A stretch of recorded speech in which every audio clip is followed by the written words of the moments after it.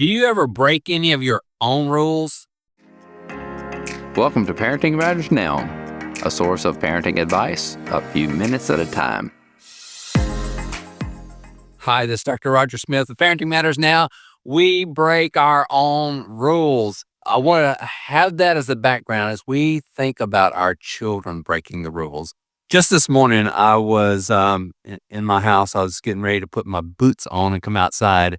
And I looked at my boots and they were very dirty. They I had mud caked on them because I'd done some work outside yesterday, been in the mud. As I was getting ready to set my boots down, I realized I was going to set them on the table where we eat. And I looked at my boots and I looked at the table and I realized there's a rule that I almost broke without thinking about it.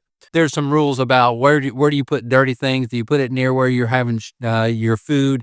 But nonetheless, sometimes we, without thinking about it, break our own rules for ourselves. And sometimes our children are breaking the rules not because they intend to, but because they are careless or because they're distracted. Or sometimes there actually is a good reason for them to break a rule, and it's not because they're being rebellious.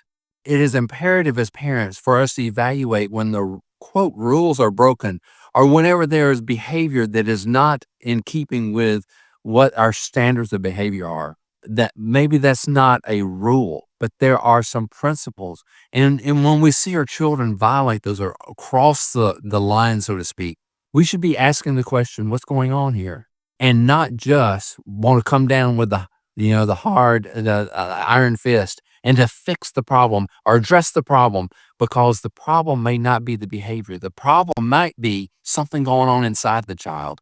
And so I'm not saying be soft, being unable to address a situation, but be wise in it. Be careful in knowing what's going on inside your child. There's often an explanation for what's going on. So whenever we break our own rules, we have grace toward ourselves and go, I didn't mean to do that.